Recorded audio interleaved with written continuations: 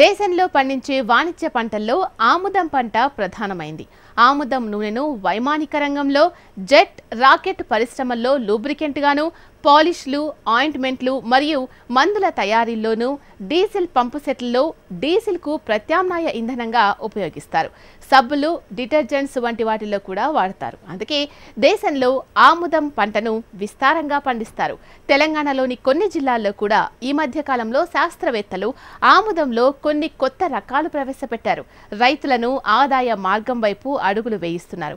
ఈ నేపథ్యంలో ఆముదం సాగులో రైతులు పాటించాల్సిన మెళకువలేంటి, అధిక దిగుబడులు సాధించాలంటే ఏం చేయాలో ఇవాల్టి నేలతల్లి కార్యక్రమంలో తెలుసుకుందాం.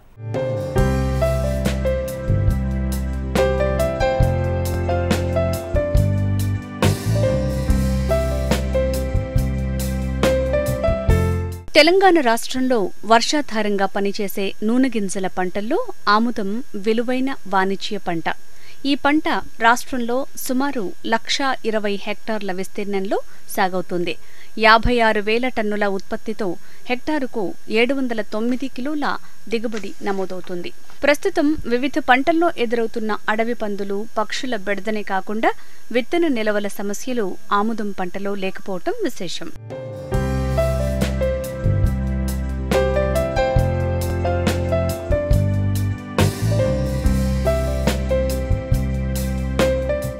ఆముదం నూనెను వైమానిక రంగంలో, జెట్, రాకెట్ పరిశ్రమల్లో లూబ్రికెంట్గా, పాలిష్లు, ఆయింట్మెంట్లు మరియు మందుల తయారీలోనూ, డీజిల్ పంప్ సెట్లలో డీజిల్కు ప్రత్యామ్నాయ ఇంధనంగాను, సబ్బులు, డిటర్జెంట్ల తయారీ పరిశ్రమల్లో, రంగులు, ముద్రణ పరిశ్రమల్లోనూ ఆముదం నూనె వాడుతున్నారు. నూనె తీయగా వచ్చిన చెక్కను మంచి సేంద్రియ ఎరువుగా వాడుతున్నారు. ఆముదం నుంచి వచ్చే ఉత్పత్తులు, ఉప ఉత్పత్తుల వల్ల మన దేశానికి 5,000 కోట్ల విదేశీ మారక ద్రవ్యం లభిస్తుంది. ఆముదపు ఆకులను పట్టుపురుగులకు ఆహారంగా కూడా ఇస్తారు.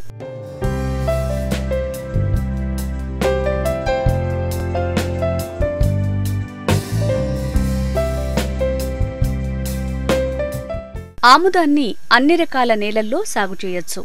నీరు బాగా ఇంకే నేలలు దీనికి అనుకూలం. చవుడు నేలల్లో, నీరు నిలువ ఉండే నేలల్లో పండించకూడదు. నేలను వేసవిలో 2-3 సార్లు దుక్కి దున్ని గుంటుకతో చదును చేస్తే నేల తయారైనట్లే. విత్తన శుద్ధి చేసుకోవాలి. విత్తన శుద్ధి చేయటం ద్వారా మొలక కుళ్ళు తెగులు, ఆల్టర్నేరియా ఆకుమచ్చ తెగులు, కొంతవరకు వడలు తెగులును అరికట్టవచ్చు.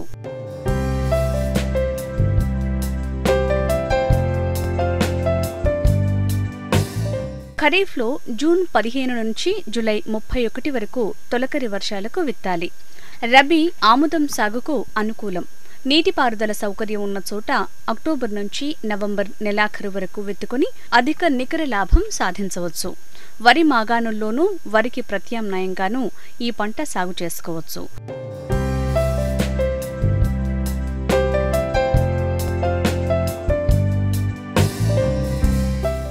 ఖరీఫ్లో బరువైన అధిక వర్షపాతమున్న నేలల్లో అధిక దిగుబడినిచ్చే రకాలైతే ఎకరానికి 2 నుంచి 2.5 క్వింటాళ్ల విత్తనం అవసరం.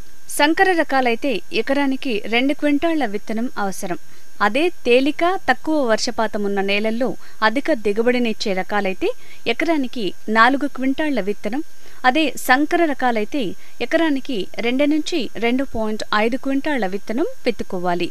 నీటిపారుదల కింద సాగు చేసుకోవటానికి ఎకరానికి 2 క్వింటాళ్ల విత్తనం, సారవంతమైన నేలలకు సంకర రకాలు ఎకరానికి 2 క్వింటాళ్లను, తేలిక నేలల్లో అయితే ఎకరానికి 2 క్వింటాళ్ల సంకర రకాలను విత్తుకోవాలి. విత్తిన 7 నుంచి 10 రోజుల్లో మొలక వస్తుంది.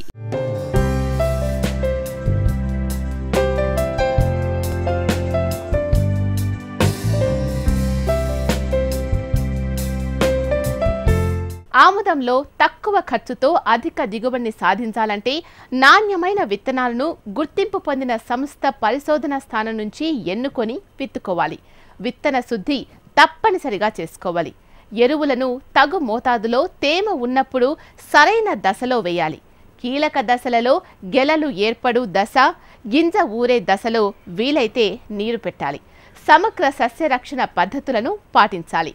సరైన సమయంలో కోయడం, నూర్పిడి చేయడం చాలా కీలకం.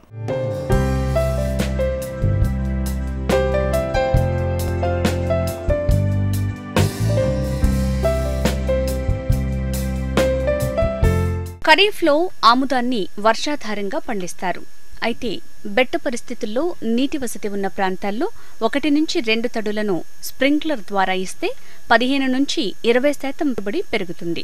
రబీ ఆముదాన్ని దమ్ము చేసిన దుక్కిలో నేరుగా విత్తిన తర్వాత నీరివ్వాలి. నేల రకం మరియు పంట ఎదుగుదల, ఉష్ణోగ్రత ఆధారంగా నీటి తడులు ఇవ్వాలి. అక్టోబర్ నుంచి డిసెంబర్ వరకు తక్కువ ఉష్ణోగ్రతలను దృష్టిలో ఉంచుకుని నీటిని 12 నుంచి 15 రోజులకు ఒకసారి ఇవ్వాలి. జనవరి నెల నుంచి పెరిగే ఉష్ణోగ్రతలను దృష్టిలో పెట్టుకుని 8 నుంచి 10 రోజుల వ్యవధిలో నీరివ్వాలి. బోదెలు మరియు కాలువల ద్వారా నీరు ఇవ్వటం వల్ల వృధా కాకుండా ఉంటుంది. మొక్కలు పుష్పించే దశ మరియు కాయ ఊరే దశల్లో నీటి ఎద్దడి రాకుండా చూసుకోవాలి.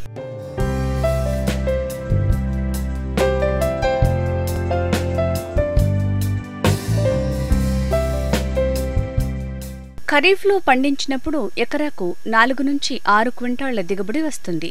అదే రబీలో సంకర రకాలను వేసి మంచి యాజమాన్య పద్ధతులను పాటిస్తే ఎకరాకు 10 నుంచి 12 క్వింటాళ్ల దిగుబడిని పొందవచ్చు.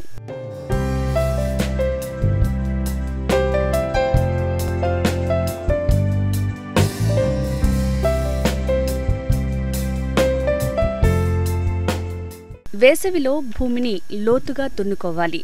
లోతు దుక్కులు చేయటం వల్ల కోసస్థ దశలో భూమి లోపలి పొరల్లో దాగున్న ఎర్రగొంగళి పురుగు, శనగపచ్చ పురుగు, పొగాకు లద్దె పురుగు మరియు వేరు పురుగులు బయటపడి ఎండ తీవ్రతకు గాని, పక్షుల బారిన పడి గాని చనిపోతాయి. భూమి తేమను నిలుపుకుని సామర్థ్యాన్ని పెంచుకుంటుంది. కలుపు సమస్య తగ్గుతుంది మరియు పంటను సకాలంలో విత్తుకోవచ్చు. ఆముదానికి ముందుగా పొలం గట్లపైన అక్కడక్కడ దోస నాటడం వల్ల ఎరగా ఉపయోగపడుతుంది. తొలకరి వర్షాలు వచ్చినప్పుడు రాత్రి 7 గంటల నుంచి 10 గంటల సమయంలో రైతులందరూ సామూహికంగా మంటలు పెట్టడం ద్వారా, దీపపు ఎరలను అమర్చటం ద్వారా రెక్కల పురుగులను అరికట్టవచ్చు.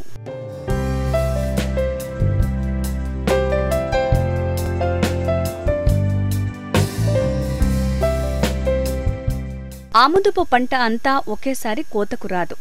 3 నుంచి 4 సార్లు కాయలు కోయాలి. విత్తిన 90 నుంచి 95 రోజులకు మొదటి గెల కోతకు వస్తుంది. ఒక గెలలో 80% వరకు కాయలు ముదిరి ఆకుపచ్చ రంగు నుంచి లేత పసుపు రంగుకు మారినప్పుడు ఆ గెలను కోసుకోవాలి. కాయలను బాగా ఎండబెట్టి తేలికైన కర్రలతో కొట్టి విత్తనాలను నూర్చుకోవాలి. గింజల్లో 9 నుంచి 10% తేమ ఉండేటట్లు బాగా ఎండబెట్టి గోనె సంచుల్లో నిల్వ ఉంచుకోవాలి.